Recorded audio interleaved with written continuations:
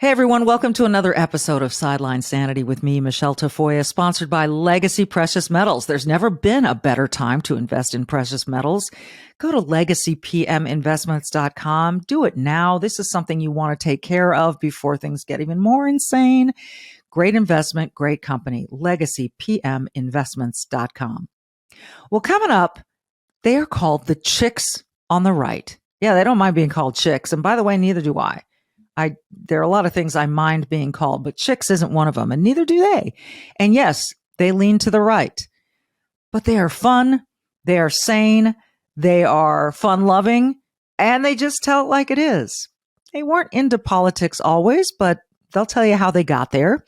And then we'll talk about everything from a potential Trump DeSantis primary to Gavin Newsom to Kamala Harris to all kinds of stuff, free speech, Twitter, Elon Musk. We're going to discuss so many things, and it's going to fly by because these chicks are fun. For nearly 3 decades, she's reported the action from the sidelines. She started very young. She's covered the NBA, NFL, Olympics, and the college football and basketball national championships. And now, during these insane times in our world, Michelle Tafoya thinks we need a serious dose of sanity. This is Sideline Sanity with your host, one of the sanest people on planet Earth, Michelle Tafoya.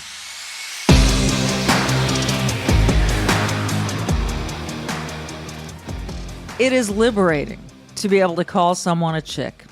And I don't mind when people call me a chick, a broad, a dame. It doesn't bother me. It just doesn't affect me. I'm not offended by it. There are some words I am offended by.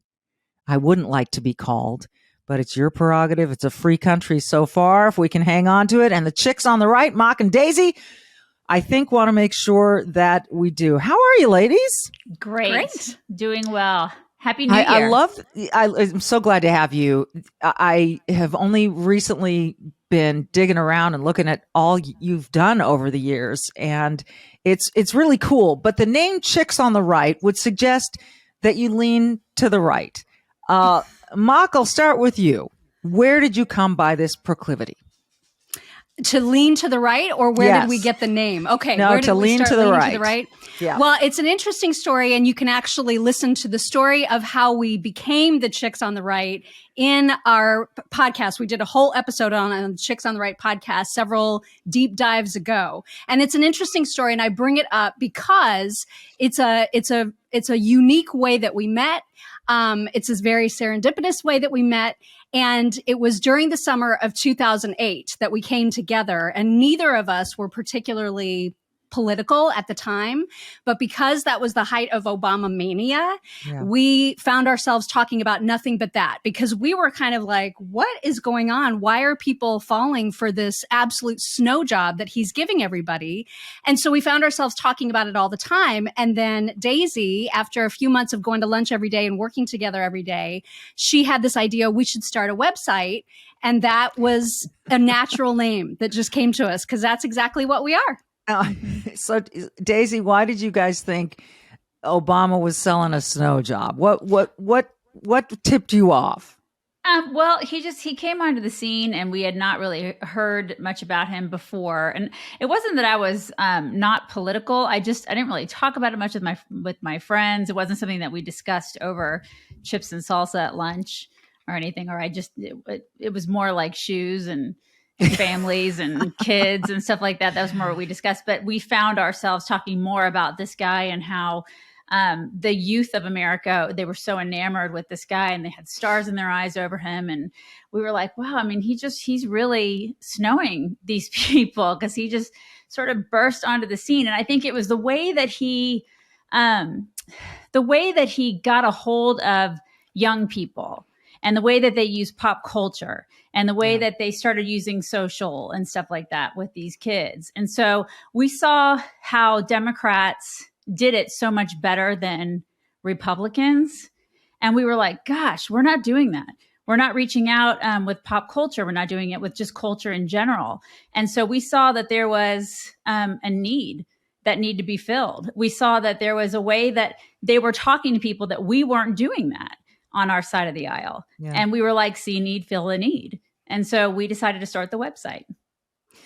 It's a pretty remarkable response to a president, probably a candidate at that point, and then he became president, obviously, and to go all in at that time. How far, Daisy, did you think you guys were going to go with this? Oh my goodness. We thought our parents would read it. we thought it would be just like our parents and a couple of friends, and we'd be happy with that, just to be able to get our frustrations out and our thoughts out on a website. But then we started getting a little bit of a cult following, and we were surprised by that. And I think what surprised us the most was that there were people just like us who were looking for like-minded women and men that needed that group of people that look like them, that talk like them, that when I say look like them, it's not like they looked exactly like us, but that just felt like them and said the things that we were saying and said it in a way that was not buttoned up and pundit like, but was just, like talking like I was saying, over chips and salsa at lunch. And we're very inappropriate. We're very common sense and just very down to earth. We say things that are, just kind of off the hip. We're not always, how do I say? Sometimes we do it in a way that's humorous. A lot of times we do it in a way that's humorous. We take serious subjects and we try to make it so it is easily digestible for people. Which can be tough in the political climate, right? And it can be tough with tough subjects that are not always fun to talk about. Yeah. And we try to do that. Mm-hmm. Which is probably why you avoided it to begin with and talked about shoes and babies instead. And Mock, I get that. Mock, I have a lot of friends who don't want to talk politics, and it's all I want to talk about most of the time. And it's so important to me. And I feel like, why don't you want to engage? What are you afraid of? And so here you are all this time in now. You've got the podcast, you got a book, you guys are doing all kinds of things. What's been sort of the biggest blowback you've experienced? Have you, like so many have, lost friends or relatives along the way? Oh, yeah. I mean, well, and politics has become so ugly for as long as we've been doing this, uglier and uglier as the years go by, right? So we have personal stories within our own families about, family relationships that have suffered, friend relationships that have suffered.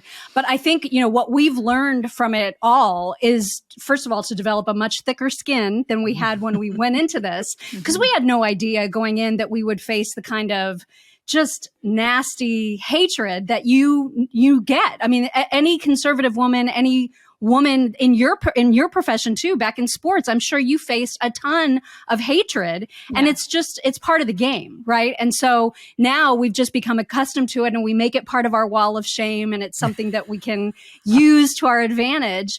But I think we just talked about this morning, as a matter of fact, on our podcast, about how it must be kind of nice for people who aren't engaged to just like live through life, not actually even knowing what's happening. And I get it. At this point, it's become so awful that I almost understand it when people just want to tune out of the noise and not know, because it's almost easier to go through life that way, just not having a clue how bad it's getting. It's the old saying, ignorance is bliss, right? Totally. Yeah, exactly. And the names that we've been called, I mean, it's like it used to be when we first started, being called a racist it just was so painful to be called that.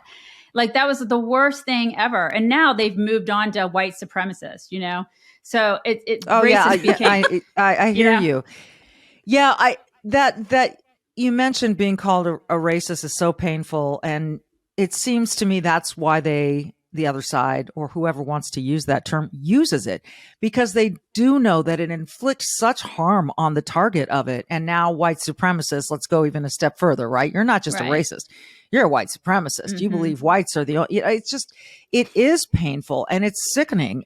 But I've come to accept, and I'm sure the two of you have, that this is part of their game. It's part of their ammunition. If they call you that enough, maybe you'll just cower into the corner, right, Daisy? I mean, maybe you'll just say, okay, never mind. It's too hard. I'm just going to go away.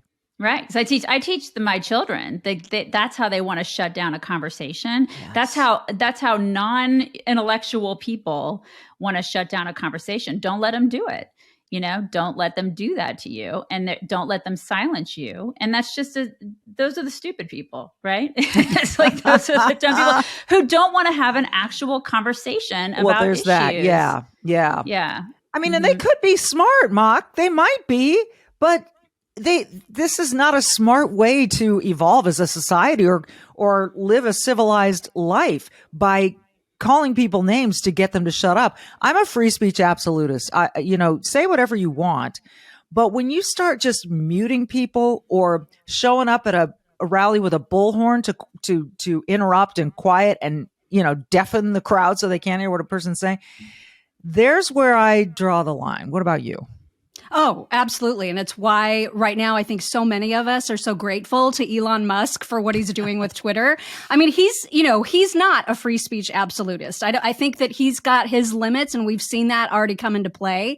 But at least now there is one platform out of the many social media giants out there where there's a little bit more. It's palpable. You can see and feel the difference already. Yeah. I'm sure you've noticed this too, where people feel a sense of relief that they can actually have conversations now that have essentially been banned for the past few years. I mean, now with this football player that's unfortunately suffered cardiac arrest, and we're seeing all of the speculation about that. There are conversations taking place on Twitter today about that could never have happened last year. Yeah, amen. And think about how sad that is for America that we couldn't even have the conversations. Now, granted, nobody knows the cause of his episode, and I hope that we will, but there's no reason that we can't have a debate about the potential reasons for that. And so I'm just grateful that there's some light at the end of the tunnel with respect to free speech, to your point,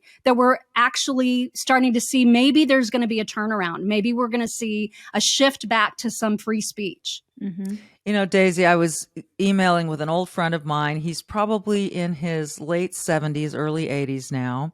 And he said, and I've appeared on Gutfeld on the Fox News channel multiple times. And he said to me, I love seeing you on Gutfeld. I'm afraid we've gone too far to the left and we may not be able to get back. I think it all happened while we were all just enjoying the good life of being Americans. I guess I would pose that question to you.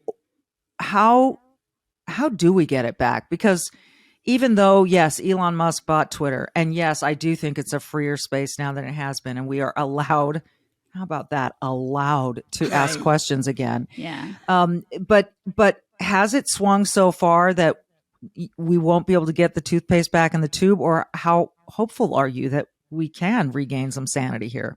Well, I try to remain positive, and I think part of it is not taking it for granted. That's one thing that Mock and I do not do, is we don't take it for granted.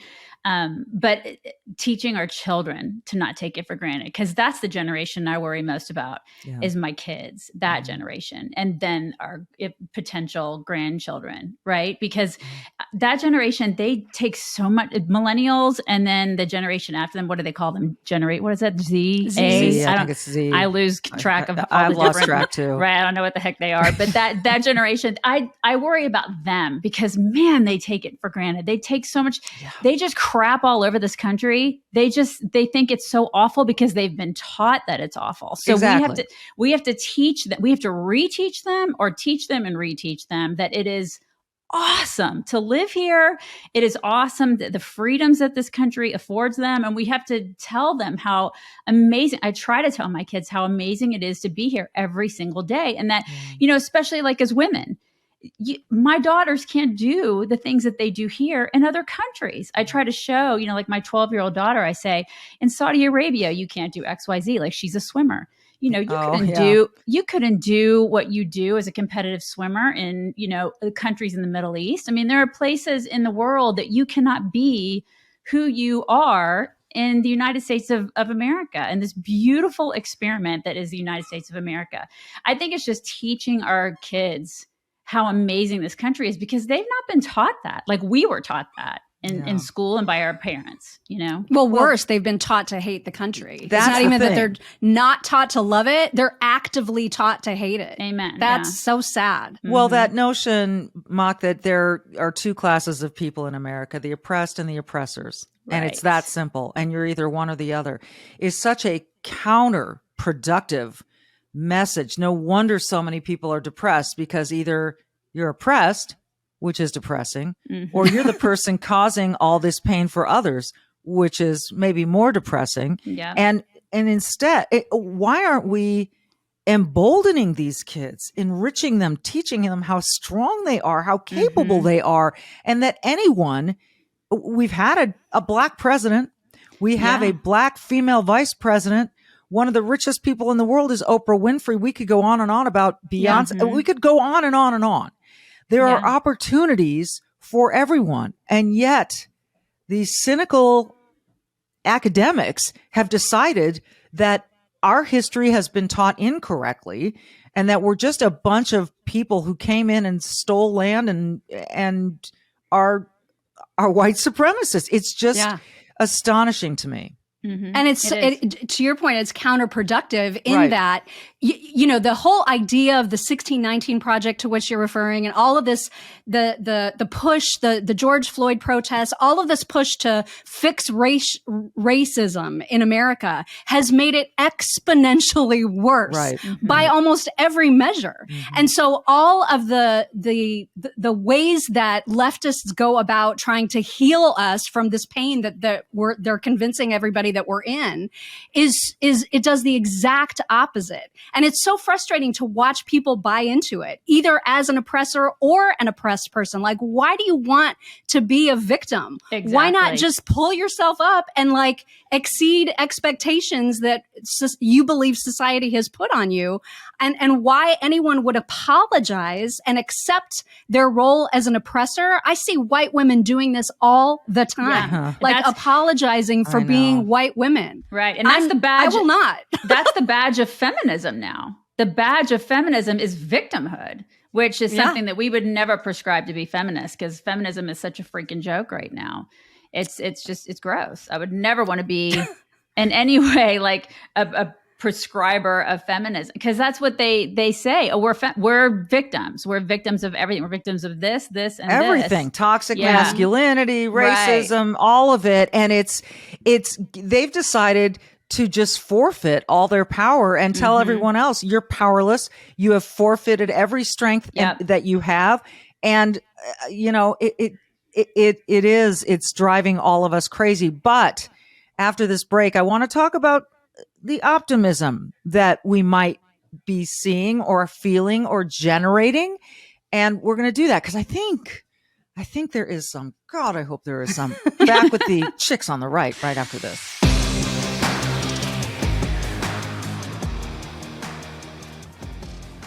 A long time now, I've been talking about legacy precious metals, and there really has never been a better time to invest in gold and silver. And the only company I trust with this kind of stuff is Legacy Precious Metals. We've been connected with them for a long time. They're good, trustworthy people who just want to educate you on your options and help you make the right decisions for you.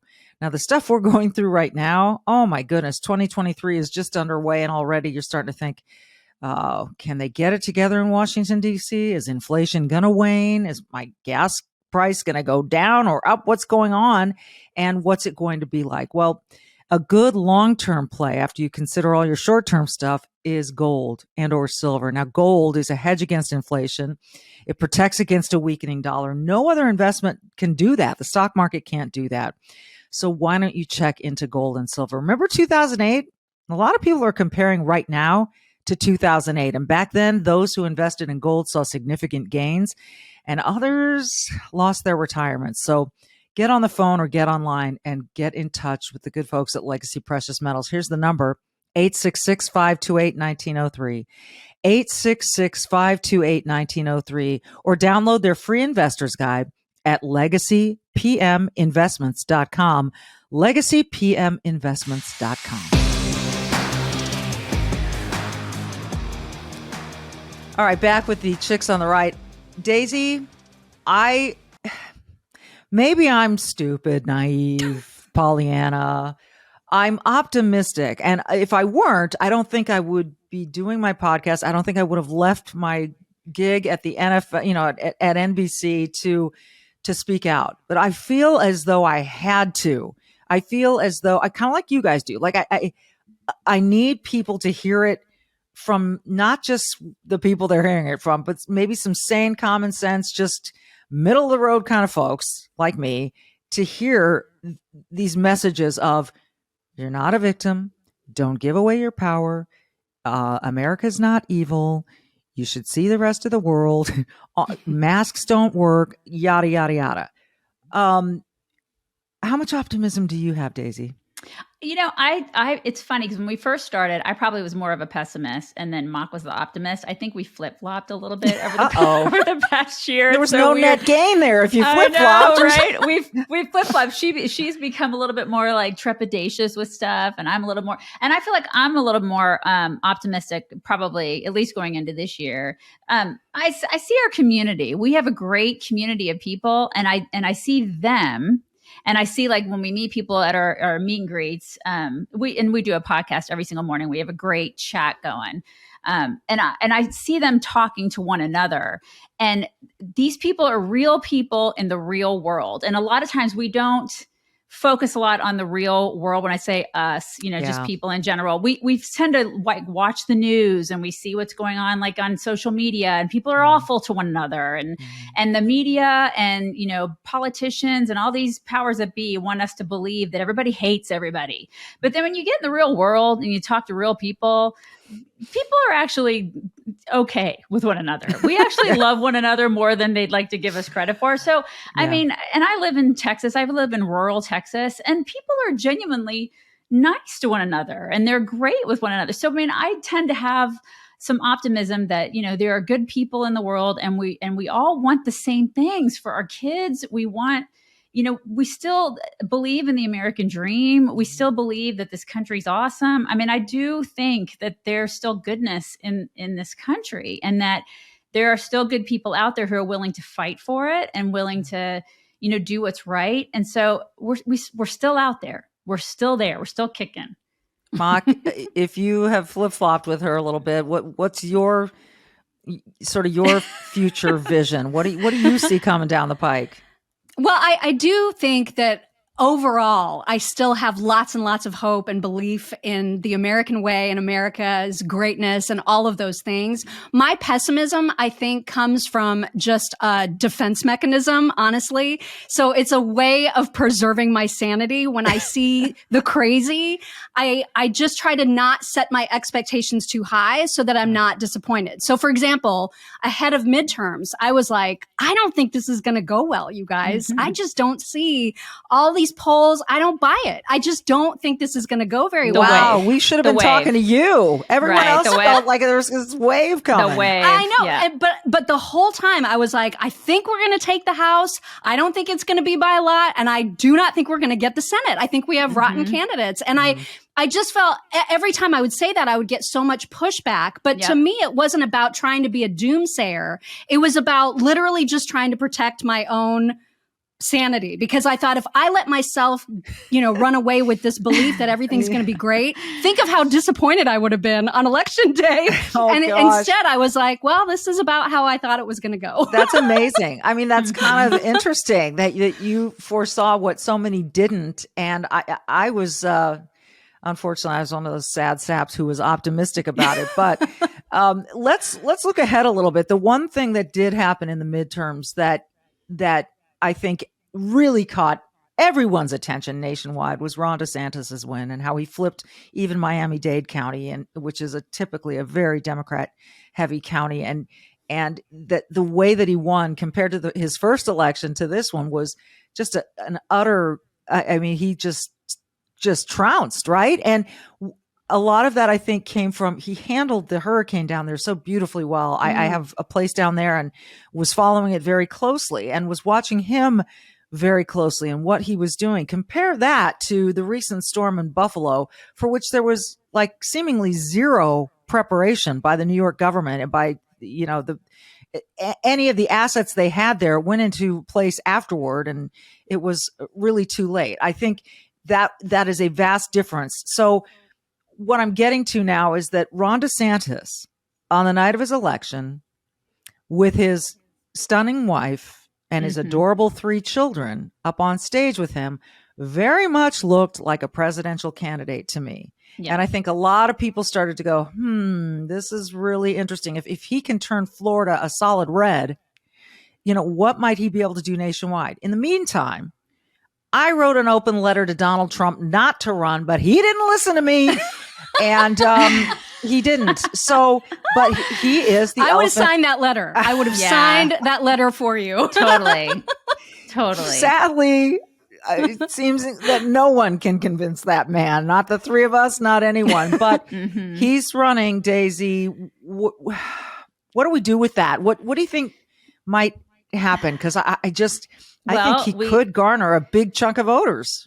Well, I don't know. Ron DeSantis needs to put his hat in the ring first. Yeah, I agree. He needs to decide I'm running. I mean, let's hope that he does that, because he would be an unbelievable candidate. He would be fantastic because his leadership speaks for itself, right? And he can't miss this moment. Like, he's got momentum, right? I agree with you, because we did have speculation. I think it was Mock. She was like, well, he could wait until 2028. And I'm like, no, he cannot wait until 2028. No. Well, but remember, the only reason I suggested that is because I feel so worried about 2024. He cannot wait. He cannot wait. Then I was like, what if voting is so screwed up right now that we can't win 2024? No. If that's the case, and it doesn't get fixed, then I want him to wait. But if voting is secure, hell yes, that is my guy. Usually I have a cardboard cutout of him right behind me. She does. She basically, there's a restraining order. Don't you?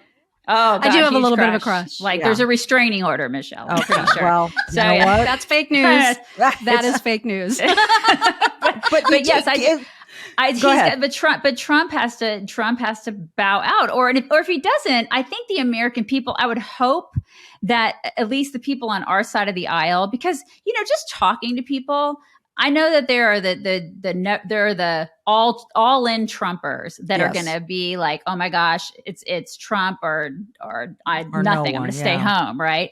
But there are a lot of people, and we've talked to a lot of people. I've talked to a lot of people here who are like, it's just, DeSantis is the only way for us to actually have some sanity left in this party and for this country. So I would hope that there would be a lot of people who would come out in droves for him, especially if we got him on a debate stage. It's too early, y'all. We got to have some debates, and I think he would do unbelievably well in a debate. He would do so great, and we got to get through all that madness, right? Get through all that. Dreading that.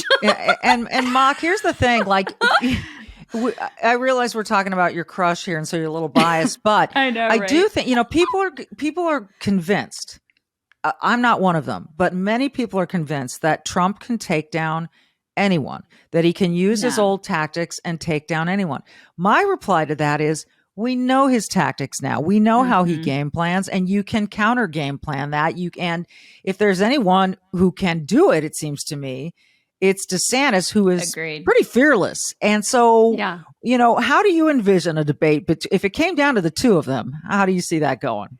Well, it's going to be ugly. I don't think there's any question about the fact that they're going to be very, very scrappy against one another. And Trump will be extra ugly because he already started it, right? With the DeSanctimonious nonsense. The moment didn't stick that very happened, well, by the way. But anyway, go ahead. But the moment that happened, that's when I was just like, I am done. I'm done with this immature, juvenile name calling nonsense. I'm sick and tired of it. We need someone that can lead and that can be taken seriously. And so I do worry about the only Trumper faction because I think it's unusually large. But I would hope that in a general, at least, or in a primary, that enough people with level heads will prevail, and that in a general, even those only Trumpers will recognize that for the good of the country, it's time to move past Trump. Right. Especially if it's against Biden. Look what he's my gosh. For crying out loud. Exactly. Look at your 401k for crying out. Look at so many things. I mean, look at the border. Look at, there are so many. I was prepared for some things to go badly during this administration. It has gone insanely badly. Yes. I just used 2 adverbs. I think that it's wasn't okay. good. It's anyway, fine. You know what I mean? We totally know. It's been so much worse than I ever could have anticipated. Yes. And I get truly angry. The fact that he just dismisses what's going on at the border as if Yes. those people's lives don't matter, as if our border patrol agents do not matter. It sickens me how small he thinks that problem is when it's impacting so many lives. So this has gone far worse than I ever expected. Do you really, Daisy, do you really believe that Biden will run again? I mean, I like to say no because he's so old, but he's just so old and he's so senile, you guys. But the thing is, Visiting angels. I know we always sing that. America's choice and home care. We always sing that on our podcast. I wonder if Jill Jill Biden is show. secretly a visiting angel. She is. Oh my gosh, it's elder abuse is what they're doing. But we've said that for years now. But all signs point to yes. Like they're insane at this point. I think that they will run him again. Why? I have no idea, but they will. I think. I don't know. Mock, is there any good alternative for the Democrats?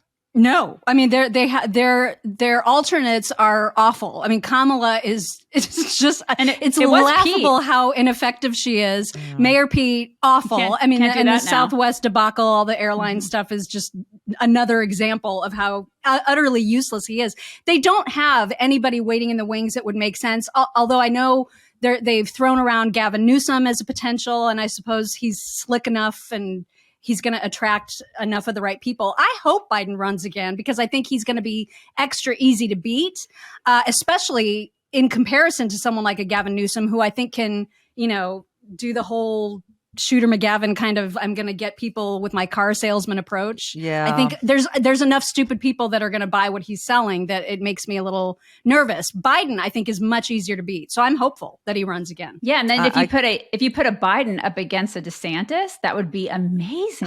Yeah. It would just if it's DeSantis, Gavin, Newsom, it gets really interesting. It becomes the battle of the hair almost, Yeah. It's just, but all you need to do is show people pictures of California, things that have gone on in California. I mean, that's the state I was born in and raised in, both my parents, and grew up in. And I was just there for New Year's, and it's just tragic. It's just awful. It's some of the most beautiful land in the world. And people are leaving in droves, and good for them. I'm sure they're coming to your states too. But so much so, because I see all the Subarus driving around. It's out of control. Right. Oh, we could go in so many directions for so long, but I promise my listeners bite-sized amounts. So what this means is we will have to do it again, ladies. I'd love to You'll have have you to back. come on our show. I would love it. I would absolutely love it. It's fun to talk to like-minded people who seem really normal. And, you're right. I don't remember which one of you said it, but we seem to pay attention and think that AOC is the average Democrat. Well, I don't think that's true. And I also don't think, I don't think that Matt Gaetz is an average Republican. So I think that unfortunately the cartoon characters get our attention, and it seems like an insurmountable thing to get people to really pay attention and do their due diligence on these candidates. But we gotta hope, and maybe the Republicans will get smarter in the way that they choose their candidates first, and then promote them. We'll see. Fingers crossed. Fingers crossed. Yep. Mock and Daisy, what a blast to have you both. They are the chicks on the right. They've got a daily podcast. You can find out everything you need online at their website, which we're showing you on a banner right now. Check out their podcast. Check out their book. Check out their wall of shame. What goes on the wall of shame? Hate mail that is interesting. I mean, we get hate mail every single day, but if there are people that get scrappy enough in a back and forth exchange when I feel like they could actually make us some money, then I feature them on the wall of shame. We're capitalists. That's right. I love it.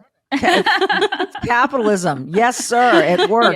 Yes. Very cool having you. I'd love to do it again. And absolutely, I accept your invitation. We'll make that happen. And we love it. In the meantime, folks, thanks for tuning into Sideline Sanity. This has been a little bit of goofy sanity, and I liked it. I did. In the meantime, be brave. Don't forget your courage and do good. And thanks for tuning in, everyone.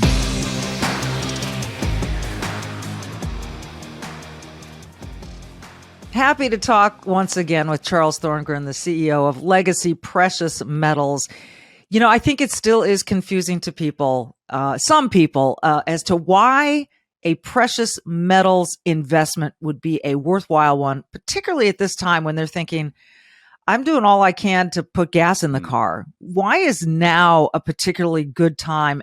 And we'll go from there to how small of an investment is worthwhile for someone. You know, a great question. And I think the importance of why really comes into the fact that we have to save for ourselves, whether it's a little here, a little there, whether it's making it a plan and putting out so much a paycheck, whether it's making sure we fund our retirement account. We have to realize we are responsible for ourselves in the long run. You mean that no one else is going to ride up and save us, you know, on some white steed? It ain't going to happen. It ain't going to happen. You know, and anyone who's promising to do that is getting ready to take advantage of you in some form or fashion. Yeah. And so if I'm an investor, a potential investor, and I'm looking at Legacy Precious Metals and I'm saying to myself, yeah, I this sounds smart. I don't have a lot to spend. What would you tell that person? I would say, do what you can. If you never start, you never get there. So the most important step you can take is saying, I'm going to take care of myself and my family. I'm going to make it a plan. I'm going to take action. I'm going to start in the way that's comfortable for me. That's the important thing. The first step is always the hardest. But once you take that first step, the second step is easier. And then you're moving. And then once you're in motion, it's hard to stop you. So that first step, most important step. I always tell people they can call and talk to an IRA expert or check out the guide that they can download for free, the Investor's Guide.